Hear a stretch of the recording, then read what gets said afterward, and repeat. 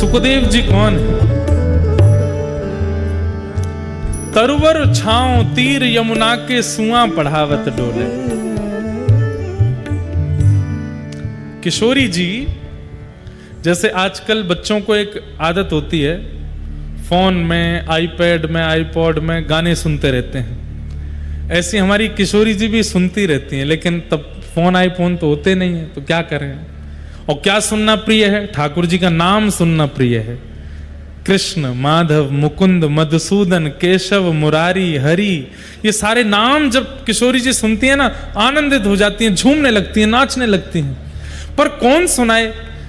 तब किशोरी जी ने ललिता विशाखा से कहा कि 24 घंटे मेरे पास नाम चलता रहे, कृष्ण नाम, कृष्ण की अलग। अच्छा, किशोरी जी नाम नहीं सुनती, जैसे मधुसूदन, मधुसूदन नाम बोलते किशोरी जी मधुसूदन क्यों है ठाकुर जी, उसका चिंतन करती हैं।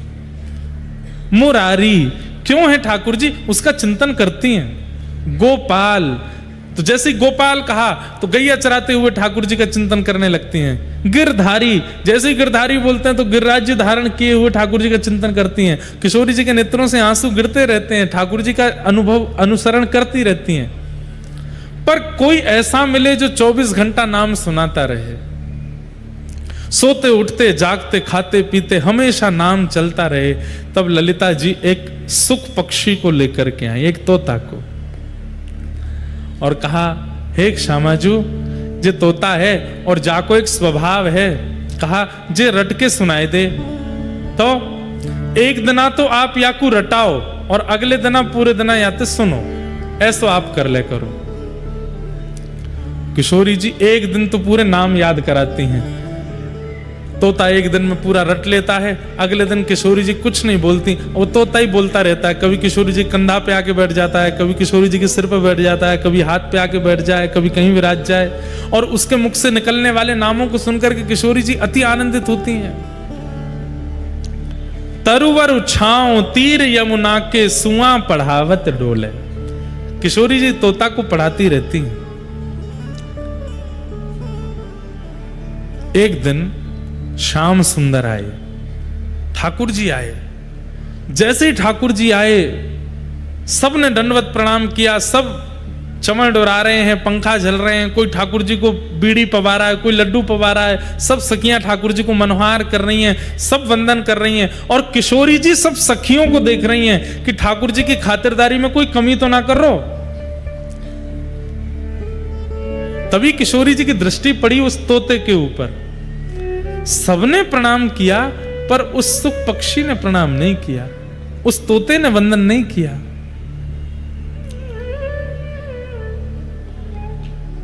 ठाकुर जी जब चले गए, तब किशोरी जी ने उस तोते को बोला, सुनो इधर आओ। फिर से शुरू हो गया, मधुसूदन, मुरारी, मनोहरी, ठाकुर जी के मधुर मधुर नाम सुनाने लगा। बोले नाम मत सुनाओ, ये बताओ, श्याम सुंदर आए थे, सबने प्रणाम किया, तुमने प्रणाम क्यों नहीं किया?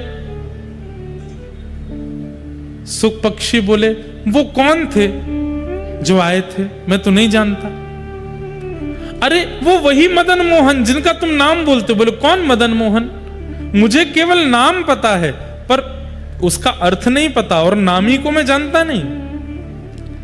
किशोरी जी बोले, ओहो, याने रट लियो है, बस जाने ना है। तब किशोरी जी बोली, हे सुख पक्षी, अब मैं तोको तभी स्वीकार करूंगी जब तू जितने नाम गावे, वह नाम गावे वाले नामी को पहचान करके आवेगो, वह के बारे में जान के आवेगो, परिपूर्ण रूप से उनकी पूरी जानकारी। कभी ठाकुर जी की किसी भी गुण, किसी भी स्वभाव, किसी भी कर्म, किसी भी व्यवहार से तुम वंचित ना रहो, सब तुमको पता हो, क्योंकि जो कृष्ण को जाने वो मुझको प्रिय है। और जब तक तू कृष्ण को जान के नहीं आवेगो, तब तक मैं तुमको स्वीकार नहीं करूंगी। अब जाओ। तब किशोरी जी उत्सुक व्याकुल हो गया, ललिता विशाखा जी के पास गया। किशोरी जी मुंह को दूर कर रही हैं, कोई कृपा करो ना। बोले कृपा का, जा करके ठाकुर जी को अनुसंधान करके आ, श्रवण करके आ, सत्संग करके आ, कौन है ठाकुर जी समझ के आ। तब उस सुख ने जाकर के घनघोर तपस्या की, और तप के कारण वही सुख जब अमर कथा सुना रहे हैं देवादिदेव महादेव पार्वती को, वहीं वो सुख पक्षी महादेव के ठीक पीछे प्रकट हुआ और पूरी कथा श्रवण कर रहा है। महादेव ठाकुर जी की एक एक लीला श्रवण करा रहे हैं। ठाकुर जी की बाल लीला सुनाई, गोवर्धन लीला सुनाई। जैसे ही रास लीला सुनाने लगे, रास लीला में रास का प्रसंग आते ही पार्वती जी इतनी उन्मत्त हो गई कथा में कि पार्वती जी को एक नियम दिया था, क्या कि हर 20 मिनट, हर 20 सेकंड में ओम ओम ओम शब्द का उच्चारण करती रहना। क्यों? क्योंकि मैं नेत्र बंद करके कथा सुनाऊंगा, तुम सुन रही हो, इसका मुझे प्रमाण प्राप्त होता रहे। लेकिन रास बिहार की लीला आते ही ऐसी उन्मत्त हो गई पार्वती जी, नृत्य करने लगी। उनको लगने लगा मैं कथा नहीं सुन रही हूं, मैं भी रास बिहार की एक गोपी हूं, मैं भी श्याम सुंदर के साथ में रास कर रही हूं। जैसे ही पार्वती जी रास में प्रविष्ट हो गई, अपने मानसी में ओम शब्द का उच्चारण विस्मृत हो गया। थोड़ी देर जब ओम का उच्चारण नहीं हुआ तो पीछे बैठे तोता ने मन में विचार किया, कथा विक्षिप्त हो जाएगी, कथा यहीं रुक जाएगी अगर ओम शब्द का उच्चारण नहीं हुआ। तो पार्वती जी के स्वर में उस सुख पक्षी ने ओम उच्चारण करना प्रारंभ किया। 7 दिन की कथा पूरी होते ही जैसे ही महादेव ने जय जयकार कराई, पार्वती जी के नेत्र खुले, नेत्र सजल हैं। महादेव बोले, देवी कथा संपन्न हुई। अरे अभी रास हुआ है, रास के बाद में क्या क्या लीलाएं हुई?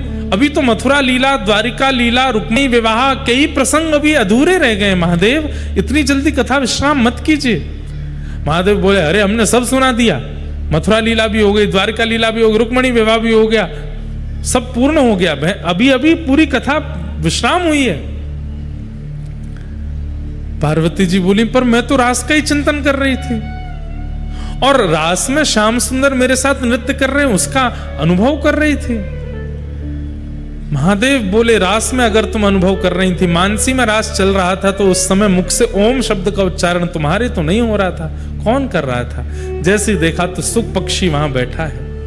महादेव को क्रोध आ गया और क्रोध के कारण बोले कि तुम्हें व्यासपीठ के पीछे बैठ करके ज्ञान का अर्जन किया है, जो कि शास्त्र निषिद्ध है, इसलिए मैं तुम्हारा वध करूंगा। त्रिशूल लेकर के भागे। सुख पक्षी उड़ता हुआ हिमालय की कंदराओं में पीछे पीछे महादेव जा रहे हैं।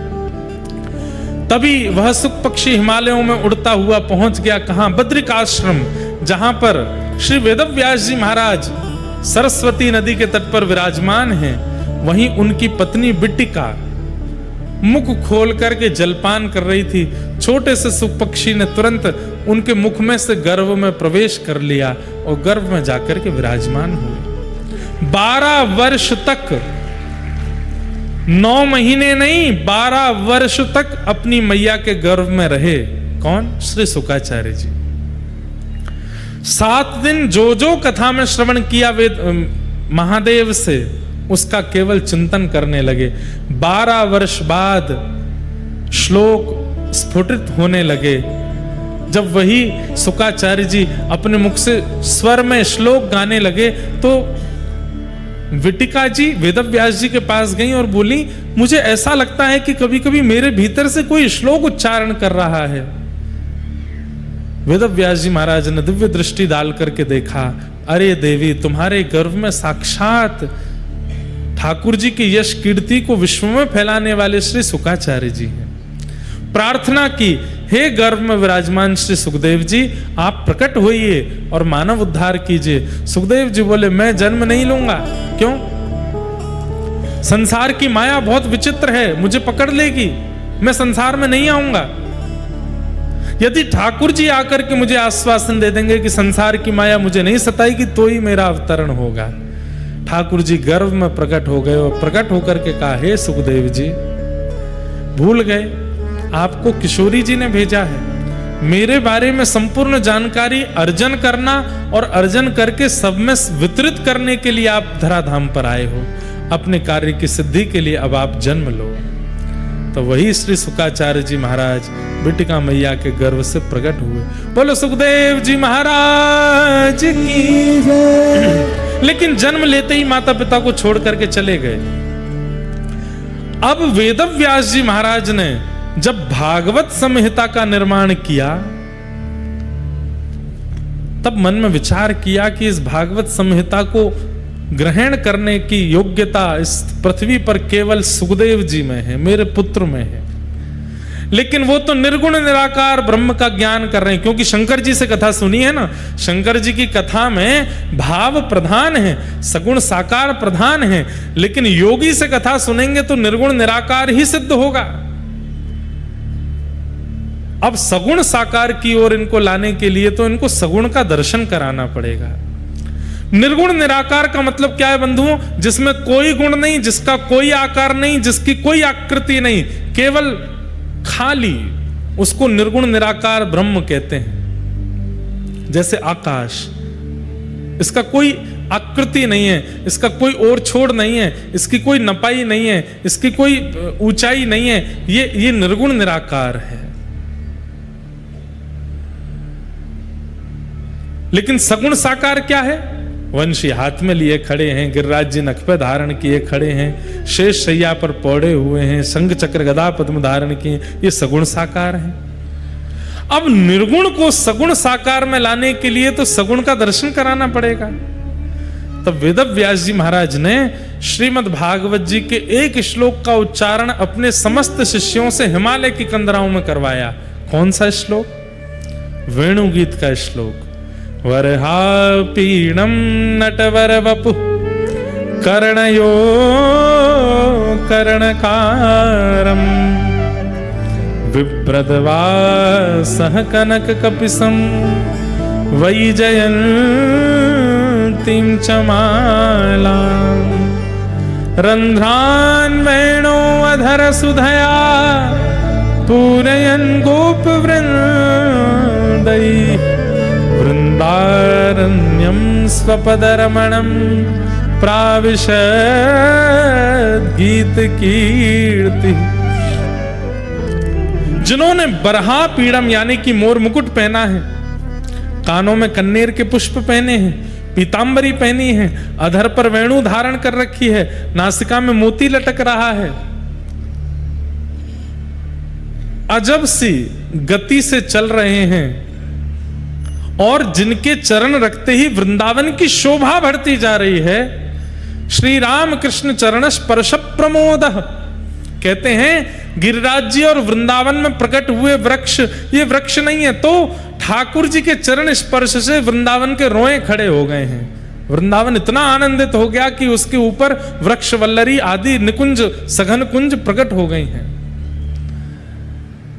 जब इस श्लोक का गायन शुकाचार्य जी ने सुना तो निर्गुण निराकार ब्रह्म के बीच में नन्हे से गोपाल जी मोर मुकुट पहन करके वंशी वादन करते हुए, नृत्य करते हुए, आनंद करते हुए वहां प्रकट हो गए। अब तो सुखदेव जी महाराज व्याकुल हो गए, दौड़ करके उन बच्चों के पास में गए और कहा, तुम जिस श्लोक में जिस बालक का वर्णन कर रहे हो, ये बालक कहाँ है? ये मोर मुकुट पहनने वाला, ऐसी चाल चलने वाला, पीतांबरी पहनने वाला, ये बालक कौन है? किसका बेटा है और ये कहां मिलेगा?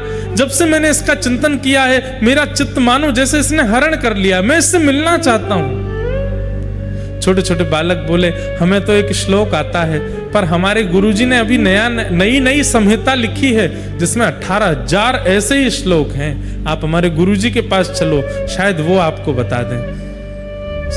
शुकाचार्य जी बालकों के साथ आए, जैसे ही देखा तो गुरुजी कोई और नहीं, उनके ही पिता हैं, वेदव्यास हैं। चरणों में गिर गए, पिताजी एक श्लोक ने ऐसी छवि मेरे चित्त में प्रकट कर दी है, मैं जानना चाहता हूं ये कौन है, इनका रूप क्या है, इनका गुण क्या है, इनका लक्षण क्या है, ये मुझे कैसे मिलेंगे, इनकी प्राप्ति मुझे कैसे होगी, कृपा कर मुझे बताओ। वेदव्यास जी बोले, बैठो। और तब वेदव्यास जी ने भागवत संहिता का ज्ञान श्री शुकाचार्य जी को प्रदान किया और उन्हीं सुखदेव जी ने फिर यही भागवत की कथा गंगा तट पर बैठे हुए परीक्षित को श्रवण कराई, परीक्षित को श्रवण कराई। इस प्रकार श्रीमद् भागवत जी श्री शुकाचार्य जी को प्राप्त हुई और सुखदेव जी ने जब परीक्षित को सुनाई है, उस समय वही वेदव्यास जी भी यहां पर श्रोता बन के बैठे हैं, पराशर मुनि भी श्रोता बन के बैठे हैं, बड़े बड़े ऋषि, बड़े बड़े अमलात्मा, विमलात्मा, शुद्धात्मा सब कथा सुनने के लिए बैठे हैं। और श्री शुकाचार्य जी महाराज परीक्षित को जब कथा सुनाते हैं, वहीं सुन करके सब कृतकृत्य हुए, कृतार्थ हुए, आनंदित हुए। और उसके बाद घर घर में, जन जन में श्रीमद् भागवत जी का प्रचार प्रारंभ हुआ। इस प्रकार भागवत जी सब तक पहुंचे। कहते हैं कि श्री सुखदेव जी महाराज एक कथा सुनाने के बाद अंतर ध्यान हो गए, फिर कहां गए पता नहीं। पर हमारे ब्रजवासी कहते हैं कहां गए? तरुवर छाओ तीर यमुना के, सुआ पढ़ावत डोले। आज भी किशोरी जी के कंधा पर बैठे हैं और अब नाम भी सुनाते हैं, और जो ठाकुर जी का नाम होता है उस नाम के पीछे की कथा भी सुनाते हैं। अब किशोरी जी को शुकाचार्य जी अति प्रिय है। वही सुखदेव जी भागवत जी के बगल में यहाँ उनका एक स्वरूप विराजमान है। ये भागवत के प्रमुख श्रोता हैं, प्रमुख वक्ता हैं। एक और बात, तोते का स्वभाव होता है, जिस फल में मुख लगाता है उसको मीठा कर देता है, सबको खाने योग्य बना देता है। सुखदेव जी के स्वरूप से वक्ता को सीखना चाहिए कि जो विषय, जो प्रश्न, जो जिज्ञासा तुम्हारे सामने आवे, वो फल है, वो चाहे जैसी हो, उसको अमृत बना करके, उसको मीठी बना करके परोस दो, सबको प्रदान कर दो। अब पूछने वाले लोग कुछ भी पूछते हैं, विचित्र विचित्र प्रश्न करते हैं, पर व्यास मंच से उसका समाधान ऐसा होना चाहिए कि सुनने वाले को ऐसा लगे कि आहा कितना मीठा मीठा भाव कह दिया, कितना प्रेम से समझा दिया, चित्त में उतार दिया। ऐसा तभी होगा जब वक्ता स्वयं को सुख मान करके वक्ता व्यास मंच पर बैठे, सामने आए हुए हर प्रसंग को रसमय बना करके परोस दे। ये वक्ता का लक्षण हो, ये हमें सुखदेव जी से सीखना चाहिए। ऐसे श्री शुकाचार्य जी को, सुखदेव जी को हम बारंबार प्रणाम करते हैं। परीक्षित को 7 दिन में कथा सुननी क्यों पड़ी? ऐसा क्या हुआ जिसके कारण परीक्षित ने 7 दिन तक कथा सुनी? तब यहां से महाभारत का प्रसंग प्रारंभ हुआ। यदा मृधे कौरव संजयानाम वीरेस्वथो वीर गतिम गतेषु व्रकोदरा विग्ध गदा विमर्श भ्रग्नोरुदंडे धृतराष्ट्र पुत्रे। महाभारत का युद्ध अपने अंतिम पड़ाव पर था। लेकिन अंतिम बाजी में पांडव युद्ध जीत गए, कौरव हार गए। पर कौरवों के मुखिया दुर्योधन ने गुरुपुत्र अश्वत्थामा को कह दिया, अगर हम सिंहासन पर नहीं बैठ पाए तो ये पांडव भी नहीं बैठने चाहिए। रणभूमि में तो हम इनका कुछ नहीं बिगाड़ पाए, सोते हुए 5 पांडवों को मार दो। बंधुओं एक बात बताएं, व्यक्ति के चित्त में भक्ति नहीं है, इसीलिए दया प्रकट नहीं होती।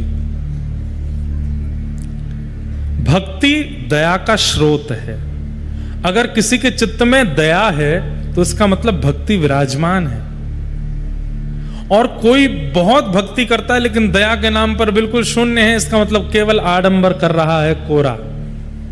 भक्ति नहीं है उसके चित्त में, क्योंकि भक्ति होगी तो दया प्रकट करेगी। उदयपुर के एक राजा थे। उन राजा के एक सेनापति, नाम मुझे स्मृति में नहीं, भक्तमाल में कथा आती है उनकी।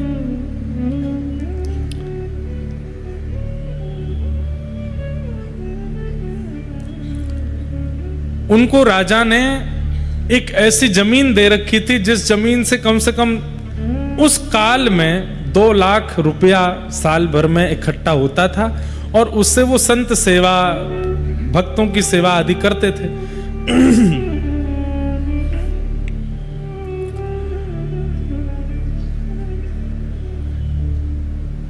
लेकिन उनके चित्त में शिकार की इच्छा अभी भी प्रकट होती थी, और राजा जब जब शिकार खेलने के लिए जाता था तो वो उदयपुर का व्यक्ति राजा के साथ जरूर जाता था, जरूर प्रस्थान करता था। तो एक बार राजा किसी हिरणी के पीछे दौड़ रहा था, उसका शिकार नहीं कर पाया, तो वो व्यक्ति जो 2 लाख रुपया साल का जो आता था, जिससे संत सेवा आदि करता था, वो अपनी तलवार लेकर के भागा और जाकर के उसने उस हिरणी का वध कर दिया। लेकिन आज उस हिरणी को मार करके उसके चित्त में एक भावना प्रकट हुई। क्यों? क्योंकि जब हिरणी का वध किया तो वो पता चला गर्भवती थी, वो भी मारी गई, उसके गर्भ का बालक भी मर गया। राजा तो बड़ा प्रसन्न हो गया, शिकार हो गया, लेकिन उस व्यक्ति को बड़ी ग्लानि होने लगी। धार्मिक व्यक्ति होगा, भक्ति पथिक व्यक्ति होगा, तो क्रिया संपादित करने के बाद में ग्लानि भी होगी। कई लोग होते हैं वो गलत कर देते हैं पर उनको ग्लानि भी नहीं होती, इसका मतलब भी है कि इनके अंदर भक्ति नहीं है। भक्ति स्वरूप वाला होगा तो उसको अपनी क्रिया का बोध होगा।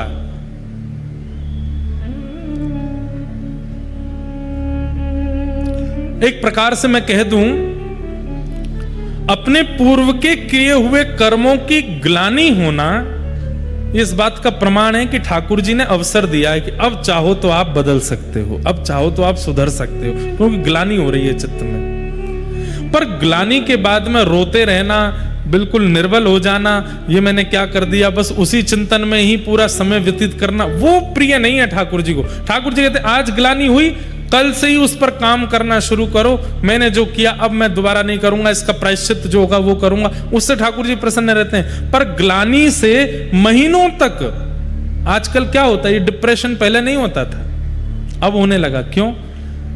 ग्लानि के कारण उसका कुछ सब्स्टिट्यूट मिलता नहीं और उसी से चिंता में चले जाते हैं और फिर परेशान होते हैं। तो ग्लानि हर किसी को नहीं होती, जिसको होती है इसका मतलब उसके चित्त में भक्ति का बीज है। उसी समय सत्संग करना प्रारंभ कर दो जैसी ग्लानि हो, और सत्संग में बस यही ढूंढते रहो, मुझसे जो अपराध हुए उसका प्रायश्चित मैं कैसे करूं। तो आज इतनी बार शिकार किया लेकिन आज उनको ग्लानि हो गई, और उनके मन में पहली बार आया, मैं इतनी संत भोजन कराता हूं, इतनी सेवा करता हूं, उदयपुर में पूरा नाम है मेरा कि संतों की सेवा और भक्तों की सेवा में सबसे ऊपर मेरा नाम आता है, और मैं जीव हिंसा करने में बिल्कुल भी लज्जा नहीं करता। लेकिन राजा तो उनको उपहार देने लगा, सबके सामने उनकी वाहवाही करने लगा और बोले आज से मैं नियम बनाता हूं, क्या हर शिकार में आप मेरे साथ जाओगे। अब राजा को मना भी नहीं कर सकते, क्यों? राजा नहीं मारेगा, देश से निकाल देगा, क्या करें। ग्लानि हो रही है कि अब ये पाप करना नहीं है, क्या करूं। उसी रात्रि में उन्होंने विचार किया कि राजा का भी मैं त्याग नहीं कर सकता और ग्लानि हो रही है इसलिए मैं शिकार भी नहीं कर सकता, तो अब करूं क्या। तो उन्होंने लकड़ी की तलवार रख ली, इससे तो कोई मरेगा ही नहीं, तलवार पास रही आएगी, शिकार जब हुआ करेगा इन्हीं लोगों को आगे रखा करूंगा, अपने घोड़े को पीछे रखा करूंगा, तो शिकार में मेरी सहभागिता भी नहीं होगी। और कभी मन का कुछ पता नहीं है, इतने शिकार किए, कभी अगर मन हो गया शिकार करने का वन में, बीच वन में जाके, तो तलवार निकालूंगा, तो लकड़ी की तलवार देख करके अपने आप याद आएगा कि नहीं ये तो मैंने नियम लिया है, करना नहीं है। अब इस प्रकार वो राजा के साथ शिकार में जाते लेकिन पीछे ही रहते, आगे नहीं जाते, और कभी कभी शिकार खेलने के लिए एकांत में कहीं पहुंच भी जाते, तलवार निकालते तो लकड़ी की तलवार देख करके अपने आप ही भीतर धर लेते, बोले इससे तो कुछ होगा नहीं, अच्छा है मैं बचूंगा। बंधुओं, इससे भी एक चीज सीखो। पिज्जा खाने का मन हो रहा है, कुछ ऊटपटांग खाने का मन हो रहा है, क्या करो, रसोई में जाओ, रोटी उठाओ, उसी पे एक तरफ अचार की स्लाइस बना दो, एक तरफ बढ़िया दही बना दो, एक तरफ बढ़िया सब्जी बना दो, एक तरफ चटनी बना दो, बन गया पिज्जा, खा लो उसको, ऐसे सब्स्टिट्यूट बना के खाओ। भैया देखो एक बात हमारी सुनो, ये मन को वश में करने के लिए आप बैठे रहो कि ये वश में हो जाए तो नहीं होगा, प्रयोग करने पड़ेंगे, प्रयास करने पड़ेंगे। पर ये थोड़े बहुत प्रयास ही ठीक हैं, ऐसा नहीं कि एकादशी पर व्रत वाला पिज्जा खा रहे हैं। क्या बात की एकादशी पर ठीक है, एक आध बार के लिए छूट है, व्रत वाली इडली बनती है, व्रत वाले डोसा भी बनते हैं, व्रत वाला चीला भी बनता है, तो छोड़ा क्या हमने? व्रत वाली रोटी भी बनती है। बल्कि बाकी के दिन खाने से तो 500-600 कैलोरीज बढ़ती हैं, आजकल व्रत में 1000 कैलोरीज बढ़ जाती, इतना तला भुना खाते हैं। क्या बात का व्रत है वो? तो कहीं कहीं सब्स्टिट्यूट्स बना लीजिए कि आपकी कोई बुरी आदत है और आपको पता है कि मैं इसको छोड़ नहीं पाऊंगा, तो इसका एक सब्स्टिट्यूट रखो और वो ऐसा बनाओ कि उससे हानि भी ना हो और वो आदत भी धीरे धीरे छूट जाए।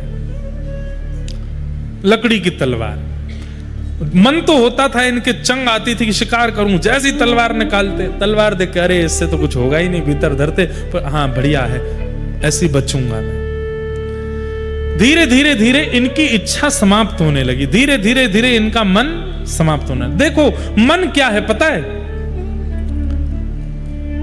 मन इच्छा प्रकट करता है और जैसे ही आप उस इच्छा को पूरा कर देते हैं ना, तो मन हंसता है, बन गया मेरा गुलाम, अब मैं जो चाहता हूं वही करता है, चल अब अगली बार ये वाली इच्छा पूरी कर, फिर वो पूरी करा देते हो और खुश होता है। आप जितनी इच्छा मन की पूरी करते हैं, मन उतना बलवान होता चला जाता है। लेकिन जैसे ही मन ने इच्छा प्रकट की और आप पूरी नहीं करते, तो मन क्रेविंग्स कराता है, आंखों को, कानों को, जीभ को, हाथ को, सब फड़फड़ाएंगे, करवाओ करवाओ करवाओ। जिद्दी हो गया ना, छोटे बालक को जो चाहो देते रहो तो जिद्दी हो जाता है। कभी कहेगा बंदूक दिलाओ, मना कर दोगे नहीं दिलानी तो सिर पटकेगा, रोएगा, गिरेगा, चिल्लाएगा, चीखेगा। जिद्दी बालक हो जाते हैं, जिनकी इच्छाएं बहुत पूरी की गई हैं वो जिद्दी हो जाते हैं। ऐसे मन भी जिद्दी हो जाता है, और जब जिद्दी हो जाता है तो बीड़ी पीने वाले, तंबाकू खाने वाले, सिगरेट पीने वाले, उनकी क्रेविंग कैसी होती है? अगर नहीं दो तो ऐसे हो जाते हैं कि अब बस प्राण ही निकल जाएंगे, रोटी मत दो, पानी मत दो, लेकिन वो दे दो। होना जाना कुछ नहीं है, पर मन इतना आदी हो चुका है, इतनी इच्छा पूरी कर दी है मन की कि अब मन वश में रहता नहीं। इसलिए क्या करो, मन इच्छा प्रकट करे, उस इच्छा को पूरी मत करो, चाहे कैसे भी करके हाथ पांव बांध करके अपने आप को रोक लो। एक बार प्रयास करके देखिए, विकट इच्छा प्रकट हुई है और आप उस इच्छा को पूरी ही मत करो, मन को क्या संकेत पहुंच जाएगा? अब ये व्यक्ति मेरे हाथ में नहीं है, अब ये मेरा दास नहीं है, मेरा गुलाम नहीं है। धीरे धीरे धीरे धीरे मन इच्छा प्रकट करनी ही बंद कर देगा, फिर वो